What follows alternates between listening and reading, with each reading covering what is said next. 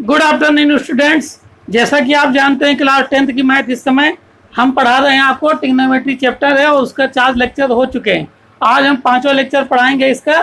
तो पहले हम होमवर्क करवा देंगे, इसके बाद अगले क्वेश्चन आपको करवाएंगे, ठीक है। तो आइए चलते हैं, पहले होमवर्क ही कंप्लीट करते हैं।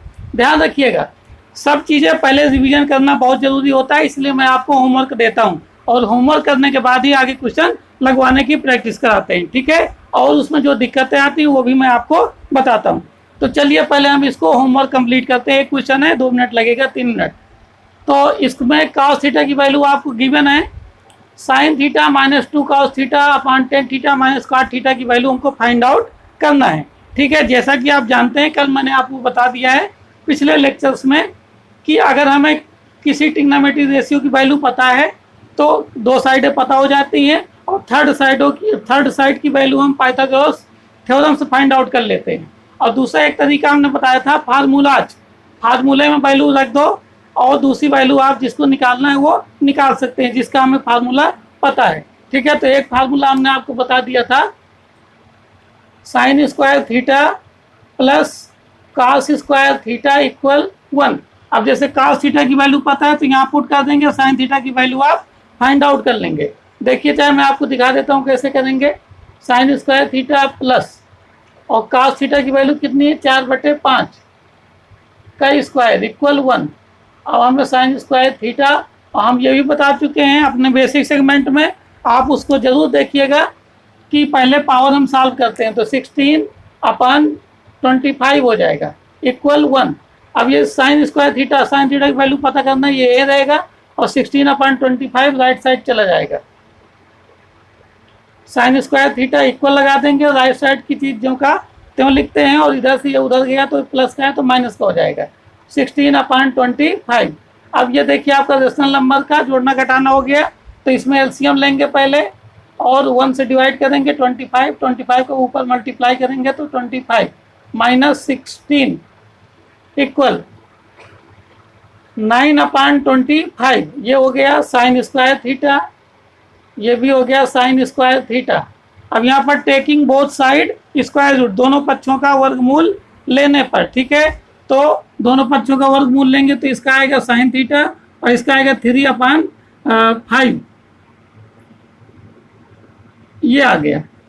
ये तो मैंने एक फार्मूला बताया था और इसका डायरेक्ट फार्मूला हमने बता दिया था कि sin थीटा निकालना है, तो ये फार्मूला लगा देंगे, sin theta equal √1 minus cos² theta. तो एक ही बात है, चाहिए डायरेक्ट यहाँ पर cos थीटा की वैल्यू आप रखते और सॉल्व करते तो भी यही आता, और ये भी कहीं ना कहीं इसको सॉल्व करने के बाद ही आया है। तो कोशिश ये करना है, आपको हर तरीके से सीख लेना है। जब जैसा आपका दिमाग काम कर जाए उसी प्रकार आपको कर लेना है सवालों को।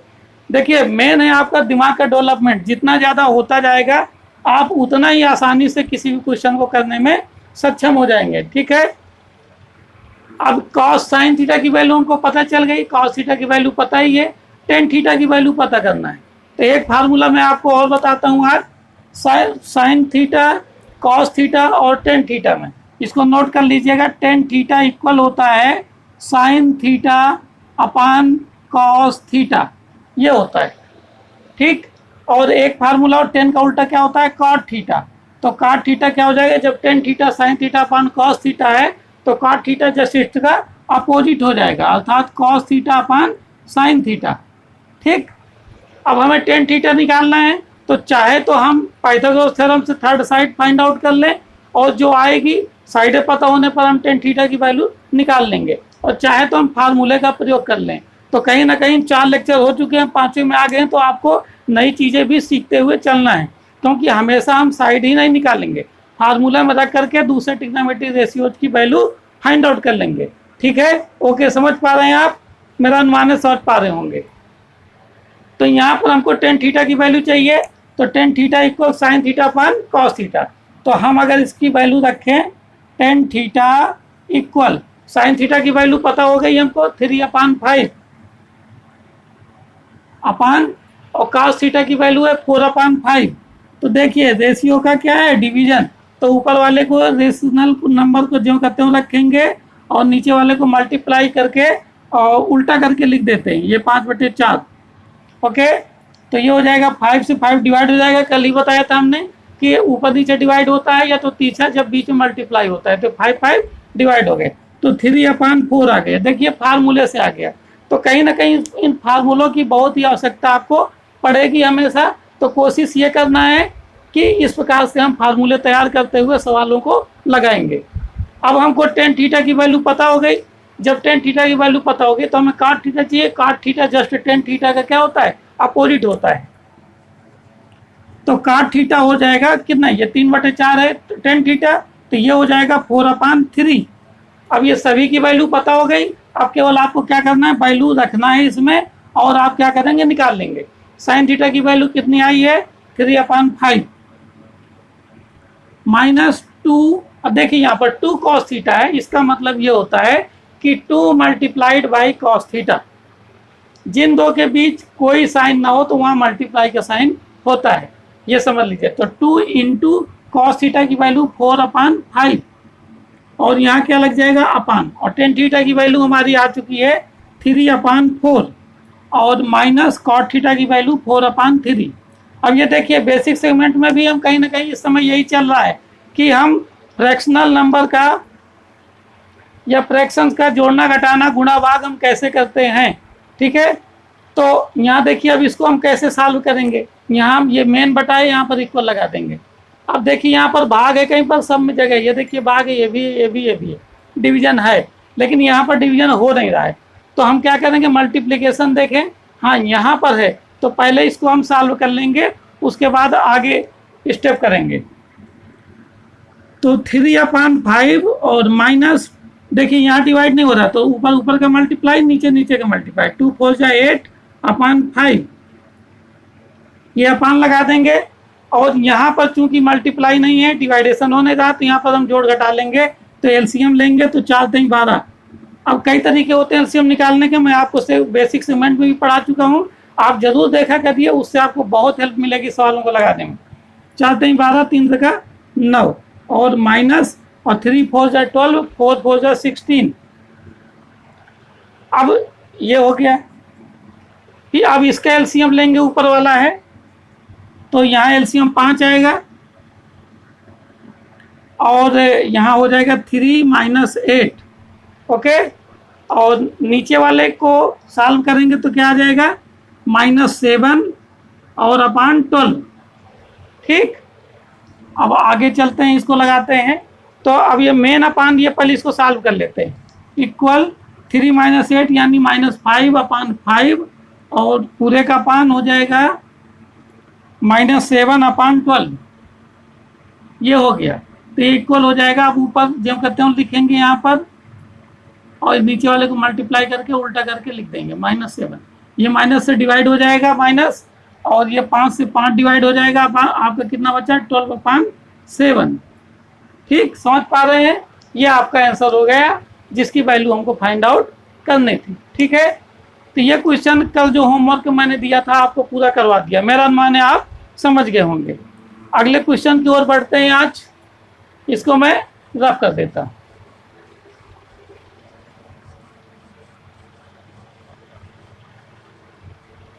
तो आपके कुछ फार्मूले हो चुके हैं, कौन कौन से हो गए, sign theta equal √1 - cos² theta, और cos theta equal √1 - sin² theta. tan theta equal sine theta cos theta के फॉर्म में क्या होगा, साइन थीटा अपान cos थीटा। ये देखिए tan theta equal sine theta अपान cos थीटा, ठीक। और tan थीटा का उल्टा क्या होता है, cot थीटा, पहले ही चैप्टर में बता दिया था, इसका अपोजिट हो जाएगा cos theta upon sine theta. कल बताया था हमने आपको sin² theta plus cos² theta equal 1।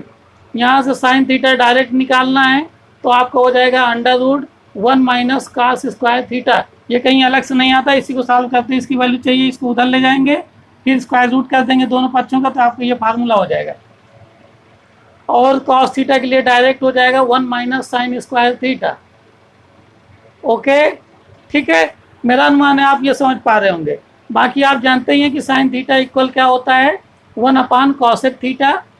ये मैं आपको रिवाइज करा देता हूँ। cos थीटा sec थीटा का अपोजिट होता है, अर्थात cos theta equal 1 upon sec theta और sec theta equal 1 upon cos theta. तो इस प्रकार ये फार्मूले हैं। टेन थीटा को साइन थीटा और कॉस थीटा के फॉर्म में कैसे लिखते हैं? Tan theta equal sine theta upon cos theta. इसकी आपको हमेशा आवश्यकता पड़ेगी।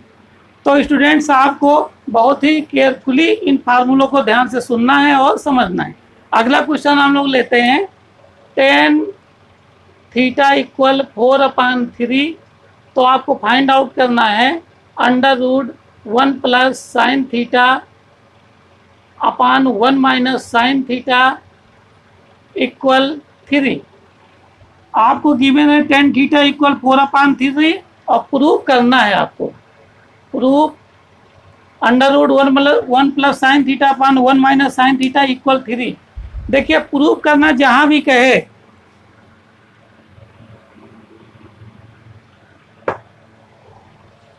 प्रूफ करना जहां भी कहे तो प्रूफ करने में क्या होता है, जो आंसर होता है वो क्वेश्चन में ही गिवन होता है। ये मेरा समझना है। आपको जैसे कोई चीज़ दी है और फिर कह रहा है इसकी वैल्यू निकालिए, तो वहाँ आपको वैल्यू पुटअप करके सॉल्व करके वैल्यू निकालना होता है।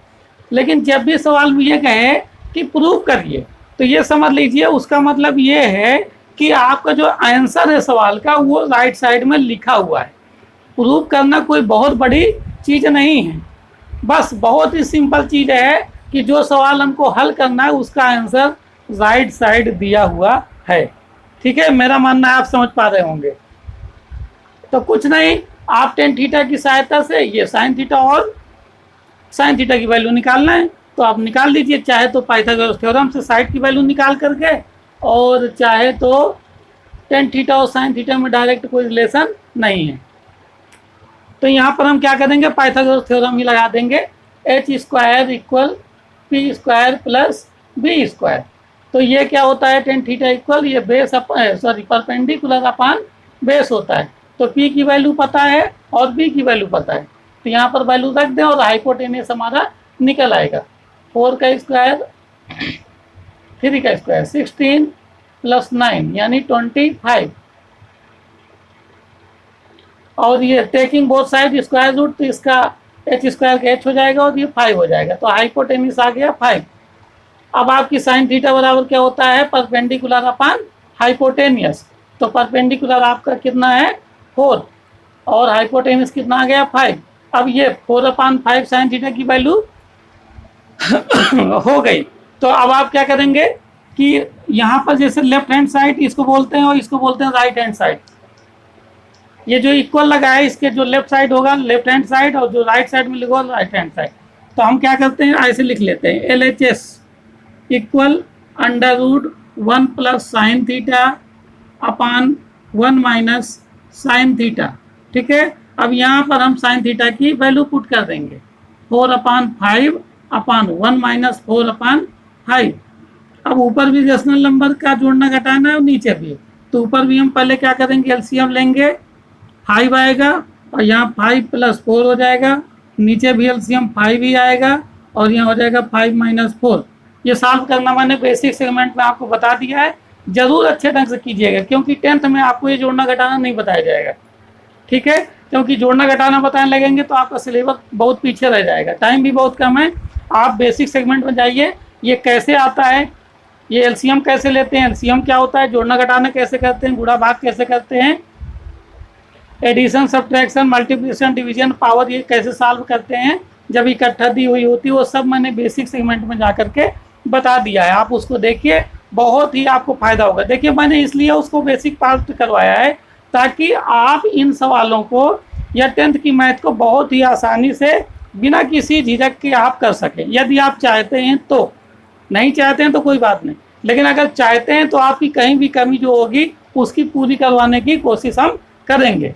मेरा अनुमान है आप समझ भी रहे होंगे और करेंगे भी, अगर आप चाहते हैं कि आपकी लाइफ बेटर हो और अच्छे ढंग से पढ़ाई हो, अच्छे नंबर आपको प्राप्त करना हो। अब इसमें क्या करेंगे, देखिए यहाँ तक हमने आपको बता दिया। इसके बाद आगे हम करेंगे इक्वल अंडर रूट,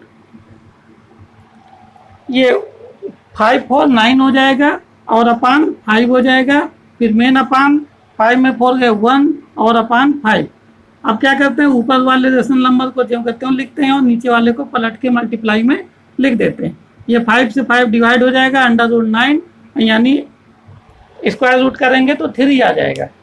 तो ये देखिए राइट साइड आ गया आपका, यानी इक्वल RHS, ये आपका प्रूव हो गया।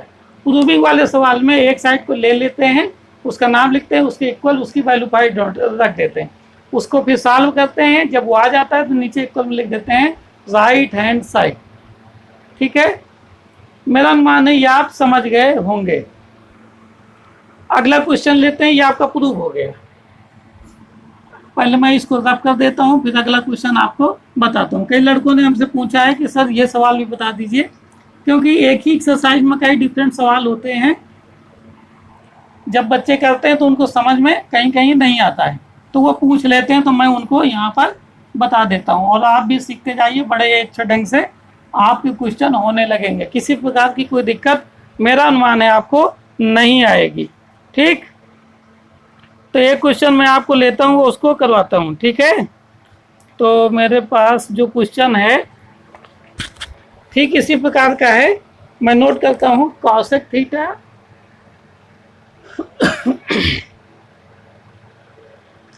इक्वल 13/12, और इसमें भी प्रूव करना है आपको, prove that sine square theta minus cos square theta upon 2 sign theta और कॉस थीटा और इंटू 1/10 स्क्वायर थीटा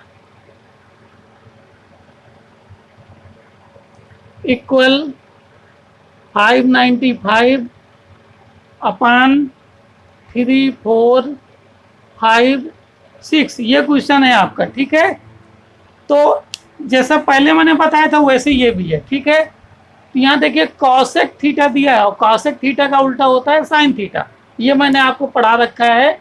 तो साइन थीटा की जो वैल्यू होगी वो क्या हो जाएगी, 12/13 पलट जाएगा। साइन थीटा और कॉसेक थीटा जस्ट अपोजिट होते हैं एक दूसरे के। हमको प्रूव करना है ये, तो हम क्या करेंगे, LHS ले लेंगे लेफ्ट हैंड साइड, और इसमें वैल्यू रखेंगे, सॉल्व करेंगे तो आपका राइट हैंड साइड आना चाहिए। तो देखिए LHS, ओके, ये हमने नोट कर दिया। Sine square theta minus cos square theta upon 2 sine theta cos theta into 1/10 square theta.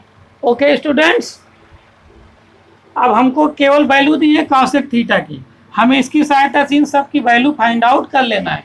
Pythagoras theorem से निकाल सकते हैं, फार्मूले की सहायता से। कॉसेक थीटा से जस्ट अपोजिट साइन थीटा होता है, उसकी वैल्यू इसकी अपोजिट कर देंगे, ये आ गई। अब हमको चाहिए कॉस थीटा और टेन थीटा, तो इसकी वैल्यू हम क्या करें, यहाँ से हम मालूम है हमको साइन थीटा इक्वल परपेंडिकुलर अपान हाइपोटेनियस, तो फिर परपेंडिकुलर हो गया 12 और हाइपोटेनियस आपका हो गया 13। ओके, अब यहाँ पाइथागोरस थ्योरम हम लगा देंगे और आपकी वैल्यू जो बेस बचा उसकी निकाल लेंगे।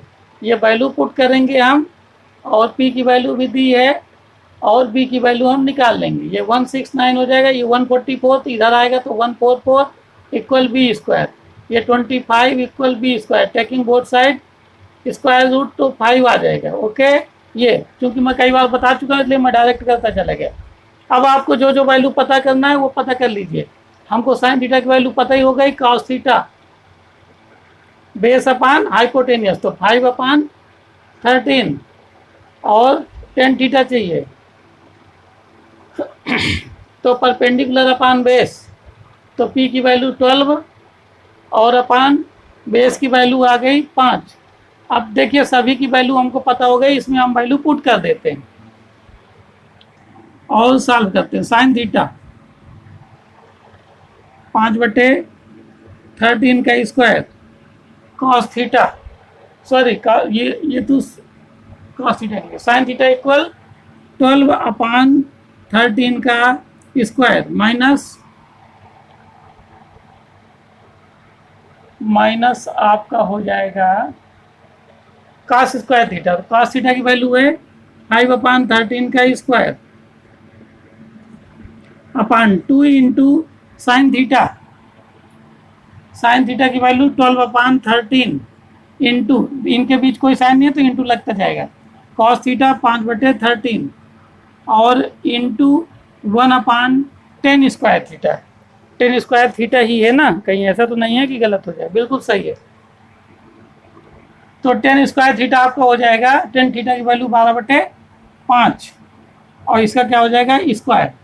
तो हम सबसे पहले बता चुके हैं कि स्क्वायर को पावर को सॉल्व करते हैं और उसके बाद फिर डिवाइडेशन है और मल्टीप्लिकेशन है, जोड़ना और घटाना है।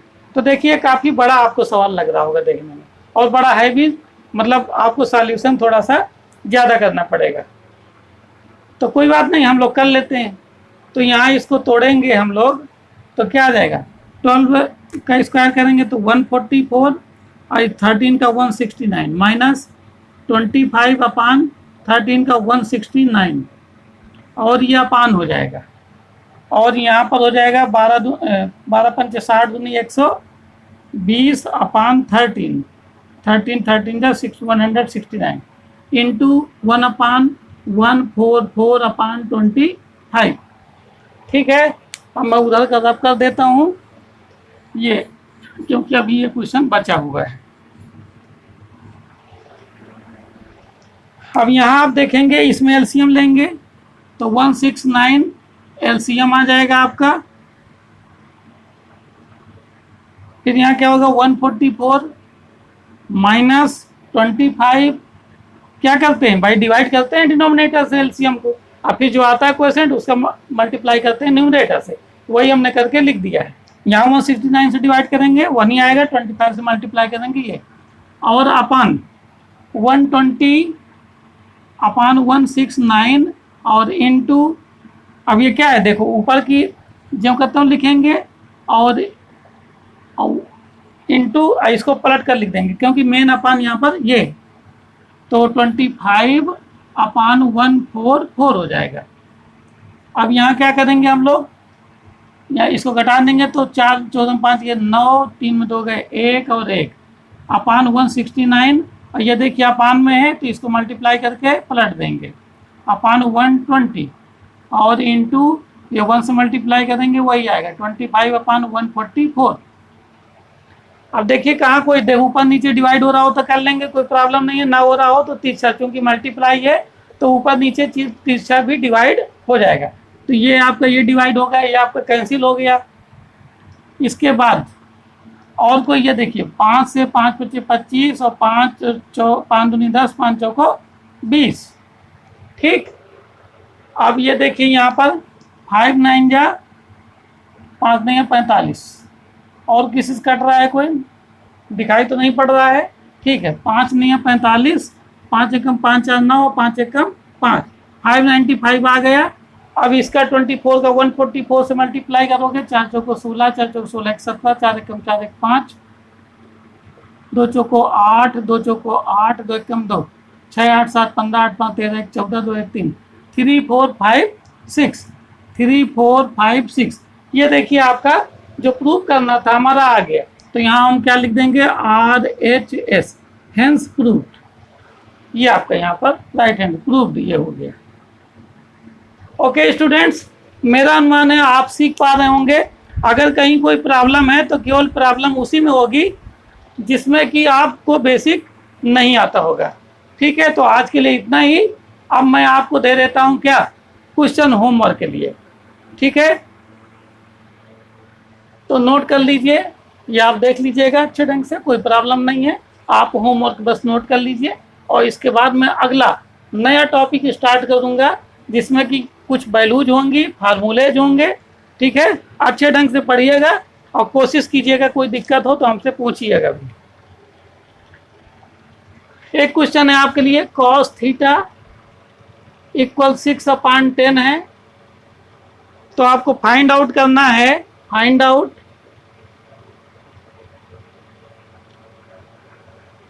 फाइंड आउट वैल्यू आप 5 sin theta minus 3 tan theta. Okay, इसकी वैल्यू आपको निकालना है। ठीक है, बस आप बाकी पूछिएगा जो ना है। आज के लिए इतना ही। Okay, thank you students.